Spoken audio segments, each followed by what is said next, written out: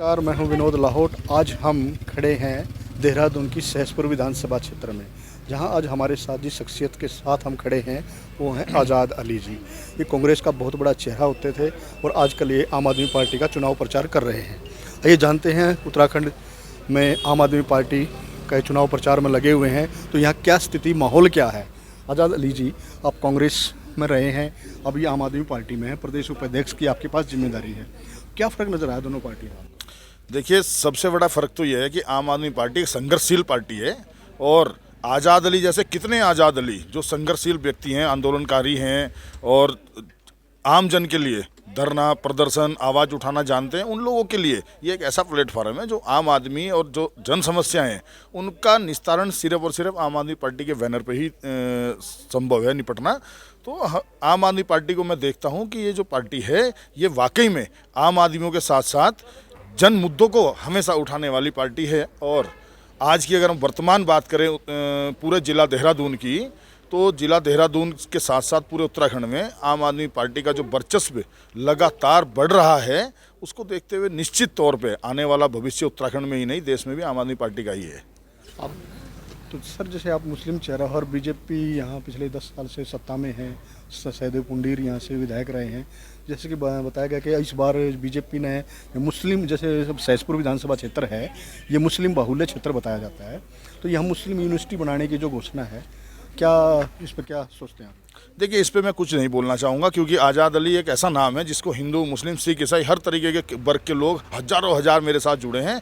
इस हिंदू मुस्लिम हिंदुस्तान पाकिस्तान की राजनीति में हम ना कभी पढ़े हैं ना हम पढ़ेंगे, और ना ही अरविंद केजरीवाल साहब ना ही आम आदमी पार्टी इस तरीके की मानसिकता रखते हैं। हमारा ध्येय सिर्फ एक ही है कि हम पछवादून विधानसभा सहसपुर का जो रुका हुआ विकास है उसको आगे ला सकें। और पूरे उत्तराखंड में लगभग आज 22 साल हो गए उत्तराखंड बने हुए, लेकिन आज भी उत्तराखंड को सिर्फ और सिर्फ दोनों पार्टियों ने पूरे पश्चिम में घुमा रखा है। कभी वो बोलते हैं हम गैरसैंण को राजधानी बनाएंगे, कभी वो बोलते हैं अस्थायी बनाएंगे। दोनों लोगों ने प्रदेश के लोगों का जो एक तरीके झुंझुना बना रखा है, ये संभव सिर्फ और सिर्फ प्रदेश का विकास जो है सिर्फ आम आदमी पार्टी के बैनर पर ही है।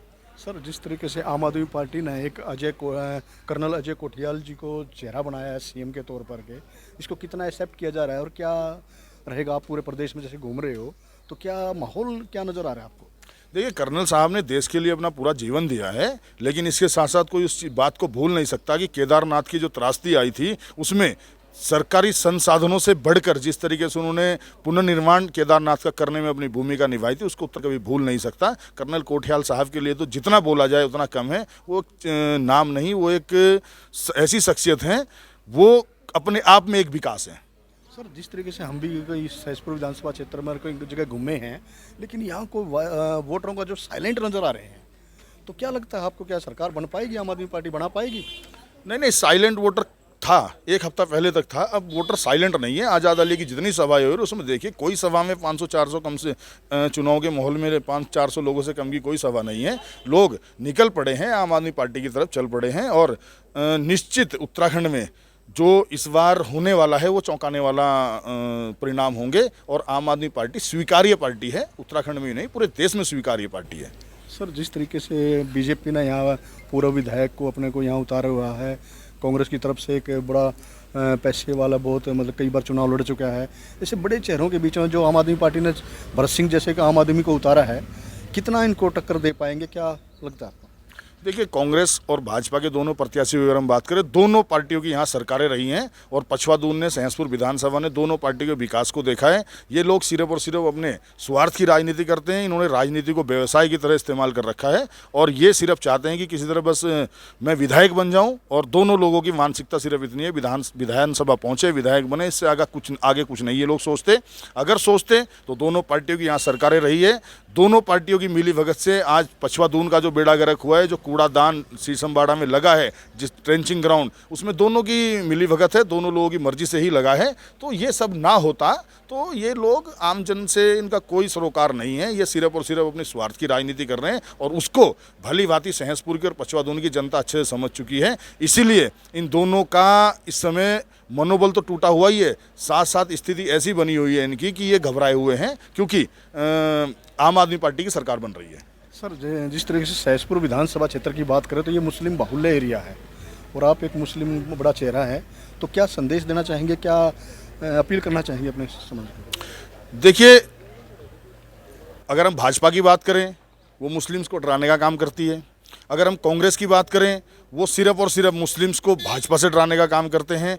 तो कुल मिलाकर ये लोग हैं, ये इन दोनों की राजनीति मुस्लिम्स को लेकर चल रही है। मुस्लिम के वोट का इस्तेमाल करने का काम सिर्फ ये करते थे, और अब मुस्लिम समझ चुका है, मुस्लिम ने देखा है कि अब खाली हिंदू मुस्लिम से काम नहीं चलने वाला है, धर्म से काम नहीं चलने वाला है। अब बात सिर्फ विकास की होगी, और विकास की बात के लिए मुस्लिम लोगों ने अपने आप को अब बदलाव की तरफ ढाल दिया है। वो स्पष्ट चाहते हैं कि ये जो हिंदू मुस्लिम करके दोनों पार्टियां इस्तेमाल करती हैं, इससे कुछ नहीं होने वाला है। विकास करने वाली पार्टी सिर्फ आम आदमी पार्टी है, तो वो विकास को चुन रहे हैं, विकास करने वाली पार्टी को चुन रहे हैं, क्योंकि मुस्लिम अब पढ़ा लिखा मुस्लिम है। अब वो मुस्लिम नहीं रहा जो कभी कांग्रेस इस्तेमाल किया करती थी, कभी भारतीय जनता पार्टी का डर दिखा के इस्तेमाल करती थी, कभी भारतीय जनता पार्टी को रोकने के लिए बात करते थे। लेकिन अब मुस्लिम बहुत अच्छे से समझ चुका है, अगर भाजपा की तानाशाही को उखाड़ना है, मोदी को प्रधानमंत्री से हटाना है, देश में बदलाव लाना है, तो कांग्रेस पार्टी कतई भी इस काम को नहीं कर पाएगी, क्योंकि कांग्रेस पार्टी पूरे भारत में अस्वीकार्य पार्टी हो चुकी है।